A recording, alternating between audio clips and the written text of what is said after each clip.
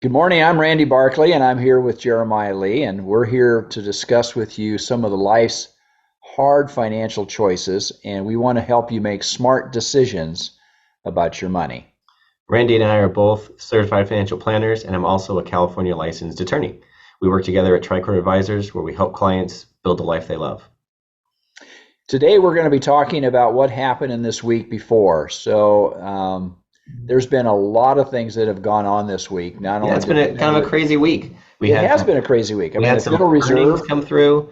We had a Fed meeting come through. We had stock prices going up and down. It's been a lot.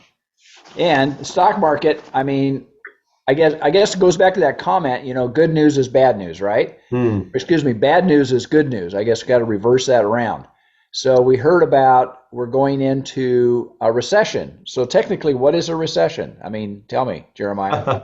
I used to know, and I don't any longer. I used to know. So there's a technical definition that there's a government agency that defines it, and that's what you hear in the news. That's what they are arguing about or struggling with, because the common man, us, our normal one is 2 quarters of negative GDP. When the economy is going down, gross domestic product, everything that we as a country produce in our borders, if that goes down 2 quarters in a row, we just call it a recession. But that is not, I guess, apparently, as everyone knows, it's not the technical definition. And right now, the administration is trying to hold to this technical definition to say, no, no, it's not a recession.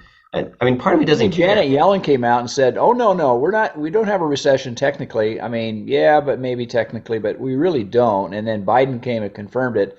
Oh no, the economy is still growing, and yet the numbers look like, wait a minute, inflation's still pretty high. Yeah.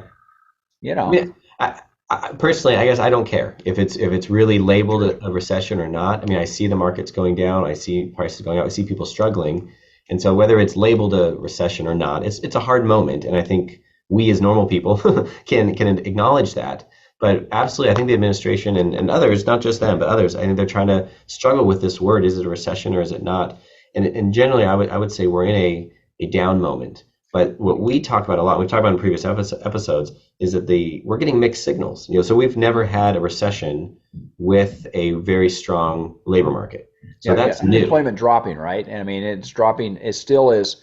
You got almost twice as many jobs available as you have people looking for jobs, and it is not what you would normally find in a recessionary environment. That's right. And that's what Janet Yellen was kind of, I'm not saying just hanging her hat on, but that idea that she was saying, because we have strong unemployment, we have strong employment, low unemployment, it can't be a recession. That's not what it is yet. And it's interesting because whether that means we have a deep recession or a real light one, I think this week was pretty meaningful in, there's a number of companies who had good earnings, and that came out this week. And the stocks kind of took up. We had a great week as far as that goes. And then we had the Fed meeting, and they again increased the interest rates by 0.75, just Now, the under. market was excited because they didn't increase it more than that. I mean, Yeah, I think the Federal Reserve kind of released, that the secret said, probably had somebody in their office saying, go kind of leak this out to the press because as soon as it kind of became confirmed before the official announcement, the stock market started to really escalate. I mean, started to yeah. go up quite a bit, But right? I wonder. I mean, is it a relief they didn't do it at 1%? Is Right, it a relief that they did 75 basis points and there's an adult in the room? That they didn't go down to 0.5%. I mean, I right. remember at the beginning of the year there was discussion that we might have three 25 basis point increases, And they kind of and lined us up to expect that, right? yeah, that's So what we they were going thought. to go up a quarter of a point for every quarter for going after January. And now here we are in July, and we're excited because it only went up three-quarters of a point this time. Right, right, right. What a different spot we're in. But I wonder, we've had discussions that the Fed taking these larger interest rate increases seems to be an adult choice. Like it's Right. not the most popular. It's not what other people will have them do. But I think it's a good choice for our economy. So I wonder, like you said, the relief. I don't know if the relief from the we saw from the market is because it wasn't a one point, or if it was because it actually was 3/4 of a point. That it was. I don't know which way, but either way, the market was happy with it. The market's moved forward. We're Yeah, seeing a little bit of bounce here. Yeah, and I think you've got two aspects of the reports this last week that were really positive. First of all, we had almost 150 publicly held companies that were reporting their profits. And there were some companies that had really were impacted negatively this last week, and their profits reflected that. But there was a lot of companies that had very positive returns, big companies, mega cap companies that came out with some phenomenal returns. Yeah. From not only Apple but also Amazon and some of those. And I think that along with expectations that inflation had kind of peaked, that we're starting to see it peaking out and actually coming down. And I know across the country, we've seen gasoline prices drop.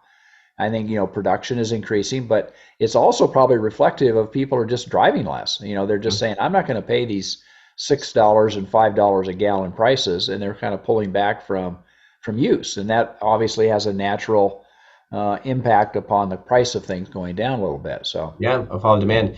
And we're still in the midst of summer, and so there's still people right. traveling, taking road trips. As we get to the fall, perhaps that will fall even further. The prices will come down. We're here in California, and the prices have been over $6 a gallon, Yeah. which is a lot. And now we're back down to five something. And it's a nice reprieve. Woohoo, right? Yeah, right. Yeah. The rest of the country, I know they're not quite that high, but I don't know about you, but I went to fill up my car with gas, and my car was pretty much on empty. And for whatever reason, they wanted me to go in and give my card to the teller, the guy inside the station. And he says, "How much?" And I went, "Okay." I just kind of adjusted with him, and I said, "Okay, put $100 on it," fully expecting that I would pay $100 to fill my car up, which is just kind of a pinch alongside the body there. yeah. And it didn't quite do it. I was about Wow. $93 to fill my car up. So I went, okay, now what do I do? Are they going to credit just the $93? So I went back in, and she said, "Oh no, you get a credit." So he handed me back for, I don't know, $8 or whatever it is. They went Yeah. back on the card.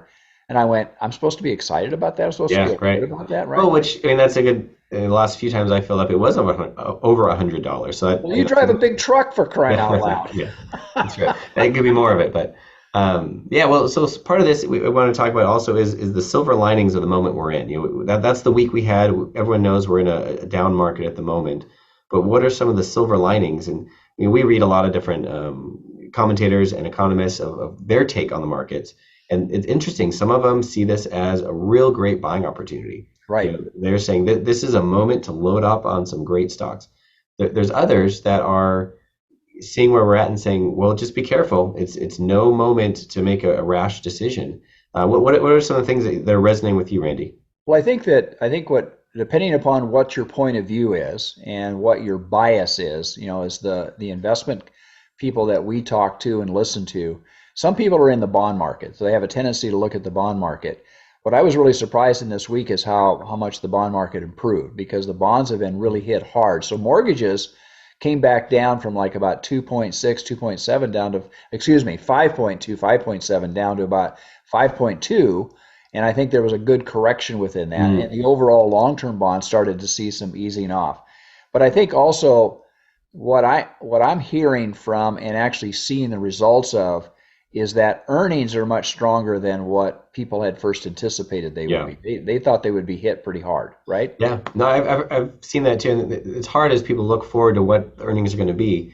One of the indicators people look at is the inventory. How much inventory are people buying? And they're going to use that to try and get a leading indicator on what earnings will be. So when they get to earnings like this week, they have some expectations.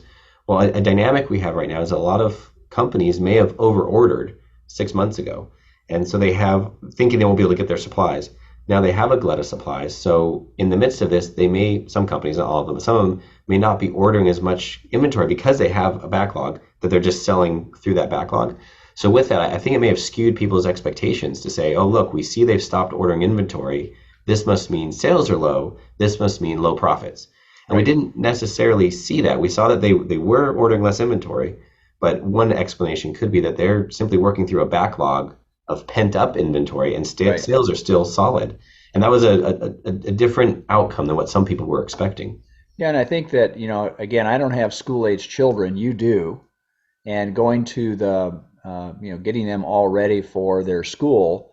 I don't know if you've done any comparisons this year versus what you did last year, but there's a lot of bargains out there from what I'm reading. Is Yeah. that you can get not only clothes but also school supplies, and the cost is not significantly higher than what it was last year. Yeah. So No, it's difficult. Like driving to the store is more expensive, but perhaps the water bottle, the kids, water bottle with the top on it, right, that potentially may be more inexpensive.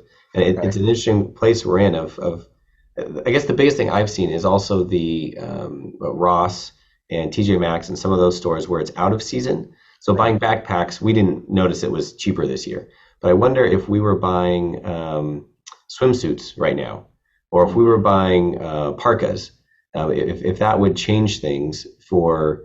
Well, didn't you get the news clip that the Earth is warming? So you better not be buying any parkas here. That's Come on right. now. Well, we're in Southern California, so Swimsuits I get, but parkas I'm not really sure. right. Yeah, we may never need them here, but yeah, Get the ones with the fur line around the outside, so you look really good like an Eskimo, right? right, right. Just cover us up. So, I mean, I think if we were looking at bathing suits, I imagine we could find some really good deals right now. Maybe even wetsuits. I'm not sure, but it's interesting. I've heard a number of stores that are out of season stock is really a good deal right now. That's part. And I think other people in the economy, other economists we're reading, have a lot of fear and concern to say, even though we had these good earnings, they're still highly concerned with inflation, highly concerned with what's going on in Europe, of saying that Europe's not going to fare well, and that we are going to have a number of years of struggle. And it'll be interesting to see. I think what I think is a really good takeaway is that things are happening much faster than I think they did previously. Right. So whether or not we've worked ourselves out of this and it was only 3 months of a recession or 6 months of a recession, I think that's a little short-sighted. But acknowledging the speed at which supply chains are communicating, the speed at which things are moving, I feel it's increasing. And I don't know if you've had a chance to really look at some of the provisions in this proposed bill that Joe Manchin and Chuck Mm. Schumer kind of did this in the back room. Nobody knew about it. And all of a sudden it got announced this week that, everybody was really surprised by it. But Joe Manchin, I don't think he capitulated as much as Chuck Schumer did, but he got some things in there for this stimulus to the energy department. So they all wanted it. The liberals all wanted this for solar and everything else like that. But Joe Manchin said, no, we need nuclear, we need gas, we need oil, we need coal. And Chuck Schumer said, okay, I'll give you that. And a big part of this $250 billion package, a lot of it went to new energy in those particular areas that, the environmentalists, they go crazy when they hear that stuff. But I think the adult in the room has been Joe Manchin, says, yeah, we can do that stuff, but we better have these other things happening too, because, it's energy on demand, and you can't get that from a solar cell or from wind energy, right? Right. And I think it's interesting seeing how vulnerable at times we are just because we're such a large group of people, even gasoline. It's readily available. It's not a big concern. Right. But then in this moment where prices start going up, realizing how much, say Southern California, how much we're consuming, just normal people going to work, even if they're cutting out their vacations and cutting out the extra, we're a country of a lot of people. We have a lot of consumption just to keep the wheels spinning. And I think it's important to have that backstopped. Yeah, and I think, again, what I recall is going back to 2008.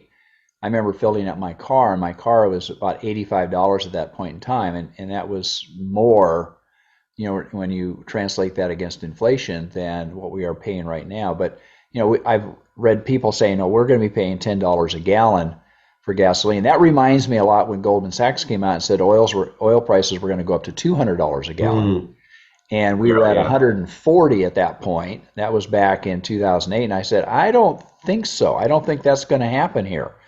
And I said, I think people will start to address that either by driving less, or there's going to be higher unemployment. And I think that we're in a different spot right now in the sense that we are energy independent, and we're starting to see the impact of that. I'd hate to be in Germany right now and going through the same issues, because I think they're really being pressed by their relationships with Russia right now, and Putin is not helping them at all. So no, I mean it's a good. I think we have some great backstops, and I'm glad politicians are not taking those out. They're keeping us in a strong place. So if anyone listening wants to hear our full discussion on this, you can find it on our website. It's retirementunlimited.com, or on YouTube platforms. We also have our show there. If there's any topics you'd like to hear in the future, feel free to leave it in the comments or leave it on our website. and we'll discuss that in the future.